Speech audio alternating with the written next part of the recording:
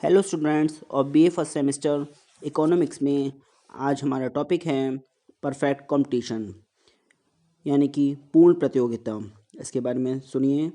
Perfect competition is characterized by many sellers selling identical products to many buyers.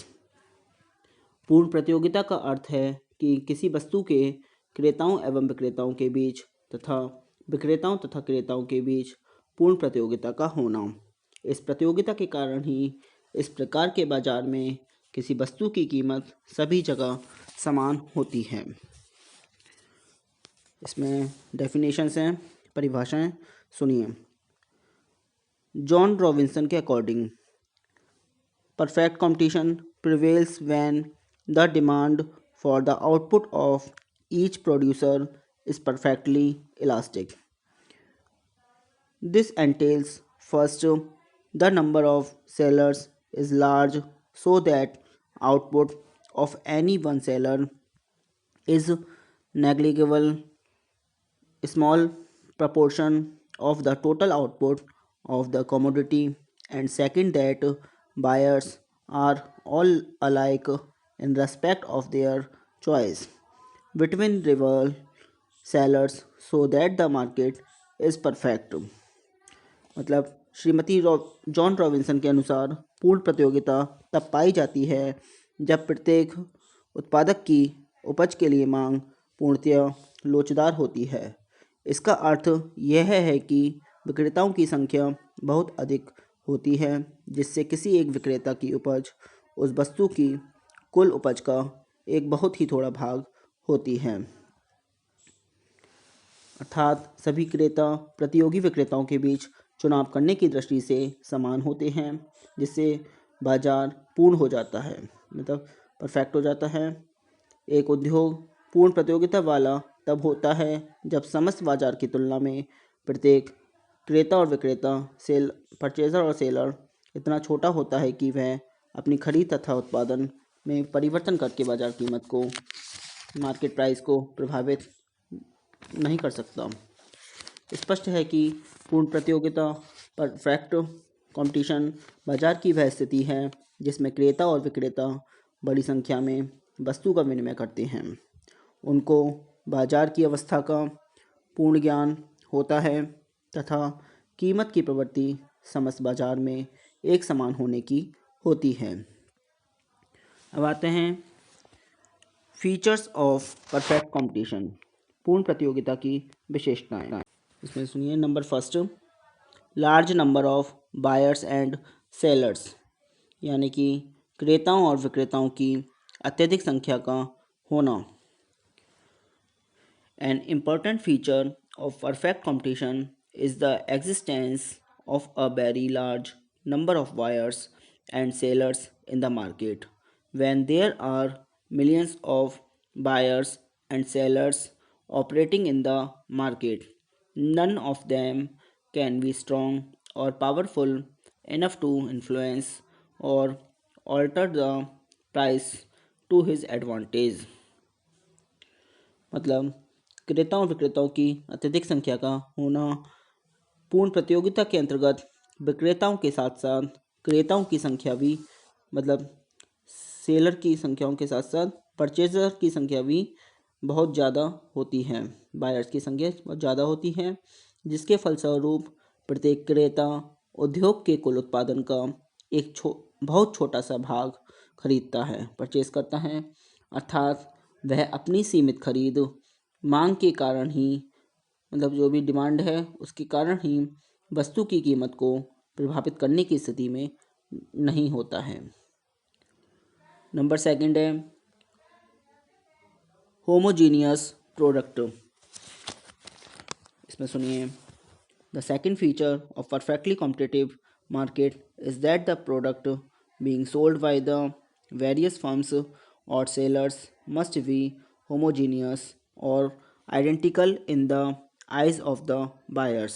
The products are homogeneous in the sense that they are perfect substitutes from the buyer's point of view and their cross elasticity is infinite. Since the product is homogeneous, no seller can change a price even slightly above the ruling market price because if he does so, he will lose all his customers.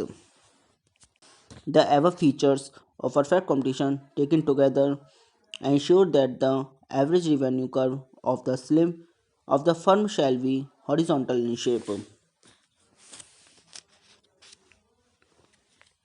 मतलब एक रूप वस्तु पूर्ण प्रतियोगिता के अंतर्गत सभी फर्मों द्वारा उत्पादित वस्तुएं रंग, रूप, आकार तथा गुण में एक रूप होती हैं। मतलब इन सब में जो रंग रूप है और आकार है, साइज वगैरह और गुण है, उसमें एक रूप होती हैं, एक जैसी होती हैं। अर्थात बाजार में किसी प्रकार का कोई वस्तु विभेद, कोई डिफरेंस नहीं पाया जाता है। अब नेक्स्ट है number 3, free entry and exits of firms. फर्मों को प्रवेश व छोड़ने की स्वतंत्रता। इसमें सुनिए, there should be complete freedom for firms to enter into और leave the industry whenever they choose to do so. Freedom to enter means that fresh blood shall be allowed in the industry. As such, there shall be many firms in the industry, and each firm shall be small in size, producing only a very small portion of the total output.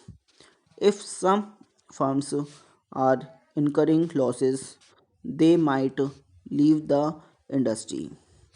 The point to remember is that under perfect competition, no firm is in a position to exercise and monopolistic control on the market. यानी कि फर्मों को प्रवेश व छोड़ने की स्वतंत्रता। इस बाजार में कोई भी नई फर्म उद्योग में प्रवेश कर सकती है या एंटर कर सकती है उद्योग में, तथा काम में लगी कोई भी फर्म उत्पादन बंद कर उद्योग छोड़ सकती है। जिस बाजार में ये उपयुक्त तीनों शर्तें पाई जाती हैं उसे अर्थशास्त्री विशुद्धि प्रतियोगी बाजार यानी कि प्योर कंपटीशन मार्केट कहते हैं। इस बाजार में एक अधिकारी तत्व पूर्णतया अनुपस्थित रहता है, किंतु आजकल अर्थशास्त्र में विशुद्ध प्रतियोगिता के स्थान पर पूर्ण प्रतियोगिता बाजार की धारणा का ही अधिक उपयोग किया जाता है। नेक्स्ट है नंबर 4, फुल नॉलेज, पूर्ण ज्ञान। सुनिए, another feature of perfect competition is the existence of full knowledge on the part of buyers and sellers about market conditions. Since the buyers know everything worth knowing about the product, there is no necessity of incurring any expenditure on publicity or advertisement. Likewise, the sellers also possess perfect information about the condition prevailing in the market. For example, the sellers have perfect knowledge about potential sales at various price levels. This condition also implies that both the buyers and sellers have full knowledge of the price at which the market demand is equal to the market supply. मतलब पूर्ण ज्ञान। सुनिए, क्रेताओं और विक्रेताओं को वस्तु की कीमत को पूरी जानकारी होती है। क्रेताओं को इस बात का पूर्ण ज्ञान होता है कि भिन्न भिन्न विक्रेता वस्तु को किस कीमत पर बेच रहे हैं, और विक्रेताओं को यह ज्ञान होता है कि कहाँ और किस क्रेता से उन्हें अधिक कीमत प्राप्त हो सकती है। नेक्स्ट है नंबर 5, परफेक्ट मोबिलिटी, पूर्ण गतिशीलता। What it implies is that the various factors of production should be free to move into any use or industry which they consider profitable for themselves. They are also free to come out of any use or industry if they consider their remuneration in that use or industry inadequate. The existence of perfect mobility of factors is essential for the fulfillment of the first condition of perfect competition, namely the existence of a large number of firms in the market. मतलब पूर्ण गतिशीलता। पूर्ण प्रतियोगिता की एक मुख्य विशेषता यह भी है कि इस प्रकार के बाजार में वस्तुओं एवं सेवाओं और साधनों की गतिशीलता पाई जाती है। उत्पादन के साधन अपने विभिन्न उद्योगों में से जहाँ कहीं भी वे रोजगार चाहते हैं वहीं जाने को वे मुक्त होते हैं। नंबर 6 है नो ट्रांसपोर्टेशन कॉस्ट, यातायात लागतों का अभाव। A perfectly competitive market also assumes that the various firms work so close to each other that there are no transport costs. As pointed out above, the existence of a single uniform price is an essential feature of a perfectly competitive market. मतलब पूर्ण प्रतियोगिता बाजार में वस्तु के यातायात की लागत का कीमत पर कोई प्रभाव नहीं पड़ता। नंबर 7 है नो सेलिंग कॉस्ट, यानी कि विक्रय लागत का अभाव। पूर्ण प्रतियोगिता में विक्रेता जो सेलर होता है विज्ञापन, एडवर्टाइजमेंट, प्रचार आदि पर खर्च नहीं करता। सब फर्मों का उत्पादन एक समान होता है। नंबर 8 समान कीमत, यानी कि सिंगल प्राइस।